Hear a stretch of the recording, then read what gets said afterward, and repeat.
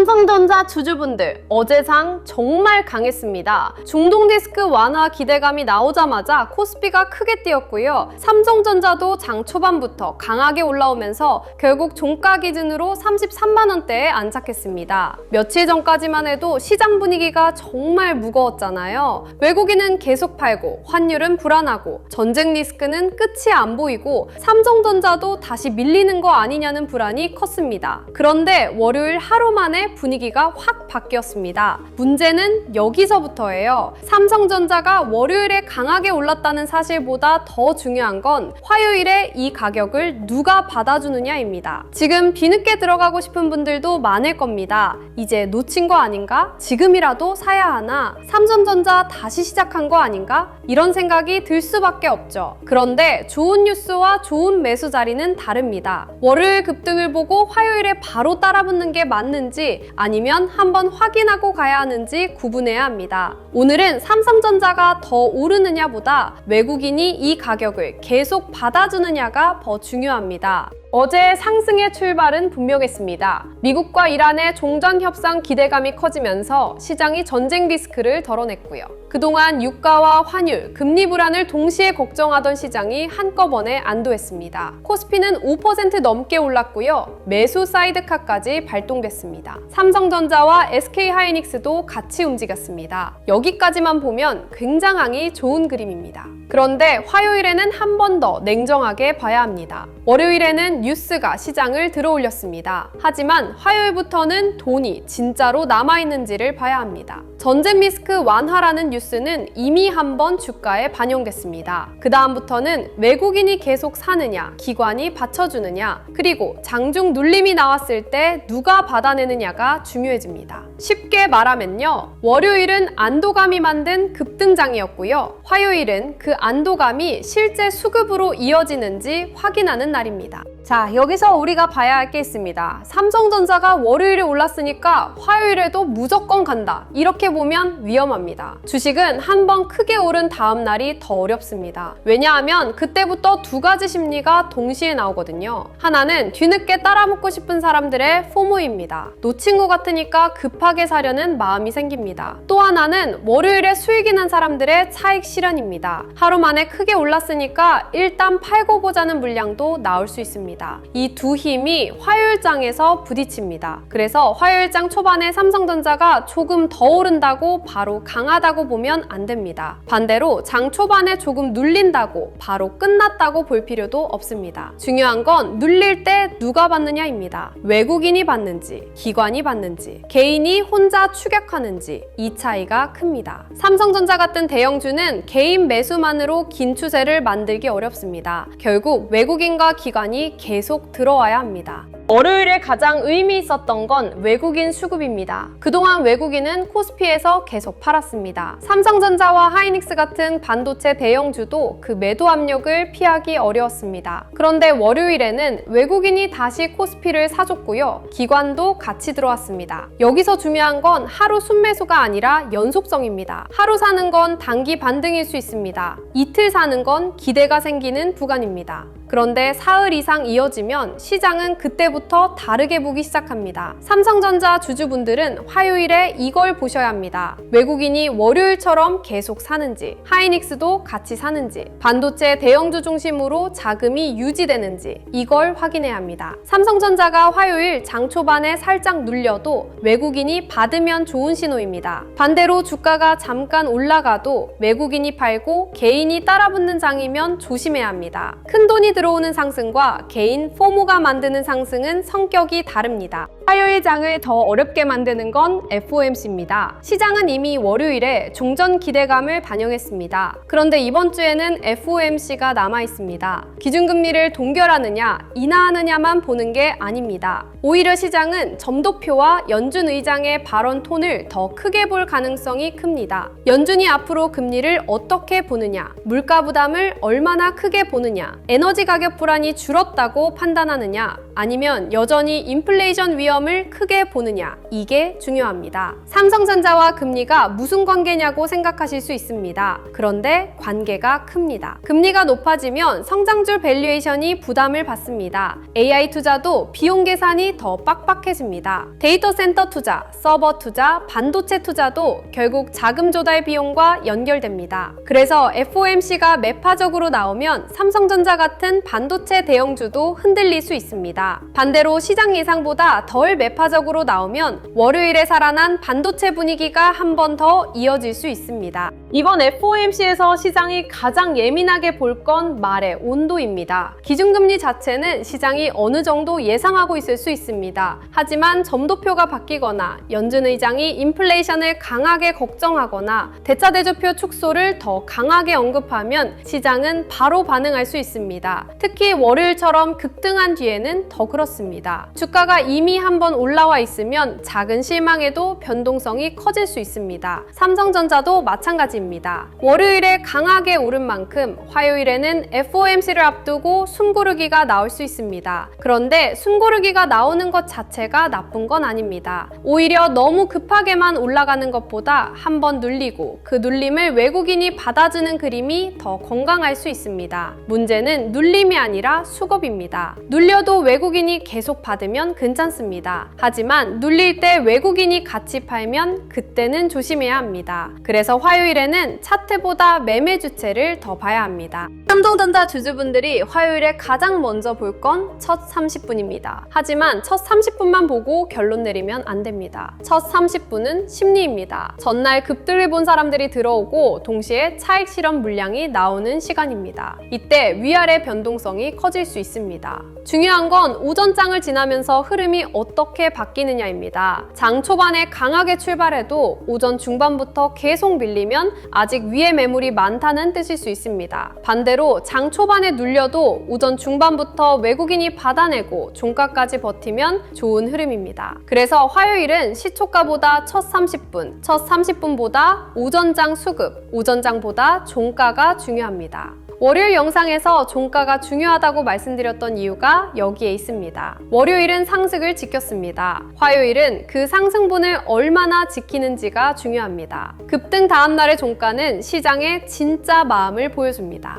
삼성전자가 화요일에 더 가려면 혼자만 올라서는 부족합니다. 하이닉스가 같이 버텨야 합니다. 반도체 장비주와 소부장도 같이 봐야 합니다. 월요일에는 삼성전자와 하이닉스가 같이 강했고요. 대형주 전반에도 돈이 들어왔습니다. 이건 좋은 그림이었습니다. 그런데 화요일에도 이 흐름이 이어지는지 봐야 합니다. 삼성전자만 잠깐 오르고 하이닉스가 밀리면 반도체 장세의 힘이 약해질 수 있습니다. 반대로 삼성전자가 조금 쉬어가더라도 하이닉스가 버티고 장비주와 소부장이 살아있으면 반도체 자금은 아직 남아있다고 볼 수 있습니다. 진짜 반도체 장세는 생태계가 같이 움직입니다. HBM이 좋아지면 장비가 필요하고요. 후공정이 필요하고요. 패키징과 기판도 필요합니다. AI 서버가 늘어나면 전력 인프라도 같이 봐야 합니다. 삼성전자 주가 하나만 보면 늦습니다. 돈이 어디로 번지는지를 봐야 합니다. 월요일에 코스닥보다 코스피가 훨씬 강했던 것도 의미가 있습니다. 지금 시장 자금은 아무데나 들어가는 장이 아닙니다. 대형주, 반도체, AI 하드웨어, 전력 인프라처럼 명분이 있는 쪽으로 먼저 들어가고 있습니다. 이건 삼성전자에는 좋은 환경일 수 있습니다. 외국인이 한국 시장을 다시 볼 때 가장 먼저 보는 종목이 삼성전자와 하이닉스이기 때문입니다.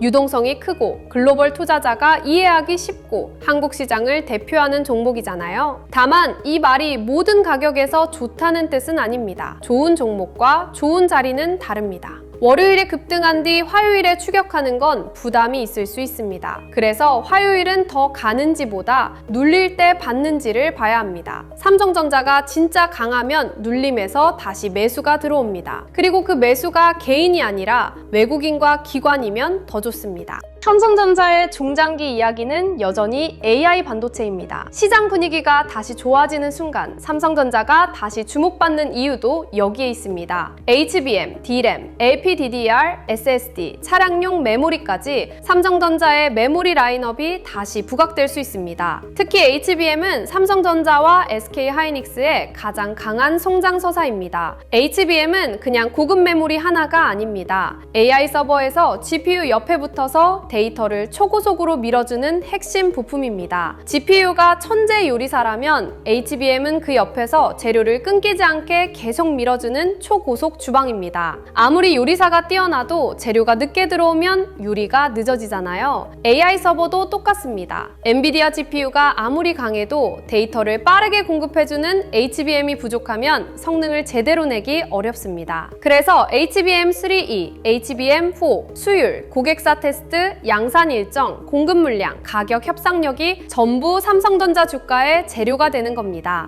삼성전자는 하이닉스와 다르게 시장에 의심이 남아 있습니다. 하이닉스는 HBM 대장주 이미지를 먼저 받았습니다. 그래서 AI 메모리 기대가 붙으면 하이닉스가 빠르게 움직입니다. 삼성전자는 조금 다릅니다. 삼성전자는 메모리도 있고, 파운드리도 있고, 패키징도 있고, 모바일도 있고, 가전도 있습니다. 시장이 더 복잡하게 봅니다. HBM에서 정말 따라잡을 수 있나? 고객사 테스트는 어디까지 왔나? 수율은 안정될 수 있나? HBM4에서는 판이 달라질 수 있나? 이 질문들이 계속 붙습니다. 그런데 이 의심이 풀리면 오히려 재평가가 크게 나올 수 있습니다. 이미 높은 점수를 받은 종목은 더 잘해야 버갑니다. 하지만 아직 덜 받은 점수가 있는 종목은 의심이 풀리는 순간 가격표가 바뀔 수 있습니다. 삼성전자가 HBM에서 의미 있는 성과를 보여주면 시장은 삼성전자를 다시 AI 서버 공급망 안의 핵심 기업으로 볼 수 있습니다. 그래서 화요일 급등 이후에도 단기 수급과 함께 HBM 뉴스를 계속 봐야 합니다. LPDDR 흐름도 같이 봐야 합니다. 요즘 시장은 HBM에만 집중하지만 AI 서버가 커질수록 전력 효율도 중요해집니다. 데이터 센터는 전기를 엄청나게 먹습니다. 서버가 늘어나면 전력비와 냉각비가 같이 늘어납니다. 그래서 단순히 빠른 메모리만 중요한 게 아니라 전기를 덜 쓰면서 시스템 전체 효율을 높이는 메모리도 중요해집니다. LPDDR은 원래 스마트폰에 많이 쓰이던 저전력 DRAM입니다. 그런데 이제 AI 서버와 AI PC 쪽으로 영역이 넓어지고 있습니다. 삼성전자 입장에서는 이 흐름이 중요합니다. HBM 하나만 좋아지는 게 아니라 DRAM, LPDDR, SSD, NAND까지 같이 수요가 넓어질 수 있기 때문입니다. 메모리는 예전보다 더 다양한 산업으로 들어가고 있습니다. AI 서버, AI PC, 차량용, 모바일, 데이터 센터까지 수요처가 넓어지고 있습니다. 시장이 삼성전자를 다시 보려면 이런 전체 그림이 필요합니다. 삼성전자는 단순히 DRAM 가격만 보는 회사가 아니라 AI 시대의 메모리 플랫폼으로 재평가받을 여지가 있습니다. 그런데 단기 대응은 또 다릅니다. 장기적으로 삼성전자를 좋게 보는 것과 화요일에 바로 추격하는 건 다른 문제입니다. 이걸 구분해야 합니다. 삼성전자가 좋은 회사라는 건 많은 분들이 압니다. AI 반도체 수혜가 있다는 것도 압니다. 외국인이 다시 들어올 수 있다는 기대도 생겼습니다. 하지만 주가는 늘 흔들리면서 갑니다. 특히 월요일처럼 크게 오른 다음 날에는 더 그렇습니다. 화요일에 장 초반부터 또 강하게 가면 마음이 급해질 수 있습니다. 그런데 그때 바로 따라붙으면 조금만 눌려도 견디기 어렵습니다. 반대로 장 초반에 눌리면 무섭죠. 하지만 그 눌림을 외국인이 받아주면 오히려 더 좋은 확인이 됩니다. 그래서 화요일 대응은 간단합니다. 추격보다 확인입니다. 상승보다 수급입니다. 고점보다 종가입니다. 좋은 뉴스보다 좋은 자리가 먼저입니다. 평단이 낮은 보유자분들은 하루하루 흔들림에 너무 예민하게 반응할 필요는 없습니다. 월요일 급등은 반가운 신호였습니다. 하지만 하루 급등으로 모든 게 끝난 건 아닙니다. 평단이 낮은 분들의 가장 큰 장점은 시간입니다. 시간이 있는 투자자는 장 초반 변동성에 끌려다닐 필요가 없습니다. 봐야 할 건 큰 흐름입니다. 외국인이 계속 들어오는지, 삼성전자가 종가를 지키는지, 하이닉스가 같이 버티는지, 반도체 장비주와 소부장까지 돈이 퍼지는지, FOMC 이후 금리 부담이 완화되는지 이걸 보시면 됩니다. 화요일에 조금 눌려도 이 조건들이 살아있으면 크게 흔들릴 필요는 없습니다. 반대로 화요일에 더 올라가 올라가도 외국인이 빠지고 개인만 따라붙는 장이면 조금 경계할 필요가 있습니다. 평단 낮은 보유자는 급하게 움직이는 것보다 큰 돈의 방향을 보는 게 좋습니다. 고점 부근에서 들어오신 분들은 화요일이 더 어렵습니다. 월요일 급등을 보면서 조금 안도하셨을 수 있습니다. 그런데 동시에 마음이 복잡하실 겁니다. 더 오르면 팔기 아깝고요. 다시 밀리면 또 불안합니다. 이럴 때 제일 위험한 건 급등 다음날 무리하게 추가 매수하는 겁니다. 손실을 빨리 만회하고 싶어서 비중을 더 실으면 다음 흔들림에서 마음이 훨씬 무거워집니다. 좋은 종목도 비중이 과하면 매일 고문이 됩니다. 지금은 내 평단보다 내 비중을 먼저 봐야 합니다. 삼성전자를 좋게 보는 것과 지금 이 자리에서 비중을 무리하게 늘리는 건 완전히 다른 문제입니다. 고점 매수자분들은 화요일에 추격보다 확인이 먼저입니다. 외국인이 2일차, 3일차로 계속 들어오는지, 종가가 무너지지 않는지, FOMC 전후로 금리 불안이 커지지 않는지 이걸 보고 나눠서 대응하는 게 좋습니다. 신규로 보시는 분들도 마찬가지입니다. 삼성전자가 월요일에 강하게 올랐다고 해서 화요일에 바로 따라붙어야 한다는 뜻은 아닙니다. 특히 급등 다음 날에는 시장이 사람을 시험합니다. 시초에 확 올려서 따라붙게 만들고 장중에 흔드는 경우도 있고요. 처음에는 눌리는 척 하다가 다시 받는 경우도 있습니다. 그래서 신규 진입자는 장 초반에 결론 내리면 안 됩니다. 종가를 보고 외국인 수급을 보고 눌림에서 받는 힘을 봐야 합니다. 삼성전자는 하루 놓쳤다고 끝나는 종목이 아닙니다. 진짜 추세라면 다시 확인할 자리를 줍니다. 오히려 확인하고 들어가야 오래 버틸 수 있습니다. 좋은 종목을 사는 것보다 더 중요한 게 좋은 자리에서 사는 겁니다. 화요일에 필요한 건 조급함이 아니라 기준입니다. 화요일의 좋은 그림은 이렇습니다. 삼성전자가 월요일 상승분을 크게 훼손하지 않습니다. 장 초반에 돌려도 외국인이 받아줍니다. 하이닉스도 같이 버팁니다. 반도체 장비주와 소부장으로 수급이 조금이라도 이어집니다. 환율이 크게 튀지 않습니다. 미국 선물과 나스닥 분위기도 무너지지 않습니다. 이러면 화요일장은 좋은 흐름입니다. 꼭 또 크게 올라야만 좋은 게 아닙니다. 급등 다음 날은 버티는 것만으로도 의미가 있습니다. 반대로 조심할 그림은 이렇습니다. 삼성전자가 시초에 강하게 출발한 뒤 계속 밀립니다. 외국인이 매도로 돌아섭니다. 하이닉스도 같이 약해집니다. 장비주와 소부장이 따라오지 못합니다. 환율이 다시 불안해집니다. 이러면 월요일 반등이 아직은 하루짜리 안도랠리의 가능성도 열어둬야 합니다. 이번 주 전체로 보면 삼성전자는 갈림길에 있습니다. 월요일에는 좋은 출발을 했습니다. 화요일에는 그 출발이 유지되는지 확인해야 합니다. 수요일과 목요일에는 FOMC 결과와 미국장 반응을 봐야 합니다. 그리고 그 이후에는 외국인 수급이 계속 이어지는지 봐야 합니다. 이 흐름이 맞아떨어지면 삼성전자는 다시 위쪽을 시도할 수 있습니다. 종전 기대감으로 위험자산 선호가 살아나고요. FOMC가 시장 예상보다 덜 매파적으로 나오고요. 외국인이 계속 삼성전자와 하이닉스를 사주고요. 반도체 생태계까지 돈이 퍼지면 그때는 단순 반등이 아니라 수급 전환 초기로 볼 수 있습니다. 반대로 FOMC에서 금리 불안이 다시 커지고 외국인이 하루 이틀 사고 멈추고 삼성전자가 종가를 지키지 못하면 아직은 더 확인해야 합니다. 그래서 이번 주는 그냥 오른다, 내린다로 보면 안 됩니다. 조건을 봐야 합니다. 조건이 맞으면 위를 열고 조건이 깨지면 조심해야 합니다. 이런 장에서 제일 아쉬운 건 좋은 종목을 몰라서 놓치는 것보다 시장의 방향을 늦게 보는 겁니다. 삼성전자가 먼저 움직였는지, 하이닉스가 같이 따라붙는지, 반도체 장비주와 소부장으로 수급이 퍼지는지, 외국인이 계속 들어오는지, 미국 나스닥과 반도체 흐름이 살아있는지 이걸 같이 봐야 하거든요. 그런데 이걸 매일 혼자 다 체크하기는 쉽지 않습니다. 미국장, 엔비디아, 환율, 금리, 외국인 수급, 국내 주도 섹터까지 다 봐야 하니까요. 영상 하단 더보기란에 있는 신청 페이지를 통해 주도주 알림센터 입장 안내를 받아보실 수 있습니다. 주도주 알림센터에서는 시장 흐름과 관심 종목 신호를 중심으로 삼성전자, SK하이닉스, 반도체 소부장, 전력 인프라처럼 돈이 움직이는 구간을 함께 확인하실 수 있도록 준비하고 있습니다. 텔레그램 링크를 바로 공개하는 방식은 아니고요. 영상 하단 더보기란의 신청 페이지를 눌러보시면 알림센터를 선택해서 신청하실 수 있습니다. 요즘처럼 외국인 매도와 환율, 미국 반도체주 흐름이 하루하루 시장을 크게 흔드는 장에서는 단순 뉴스보다 수급과 주도 흐름을 같이 보는 게 중요합니다. 이번 주 전체로 보면 삼성전자는 아주 중요한 구간에 들어왔습니다. 토요일에는 종전 기대감으로 급등했습니다. 오늘은 미국 반도체 랠리와 프리마켓 강세, 시총 2,000조, 머스크 뉴럴링크 뉴스까지 붙었습니다. 그 다음은 FOMC입니다.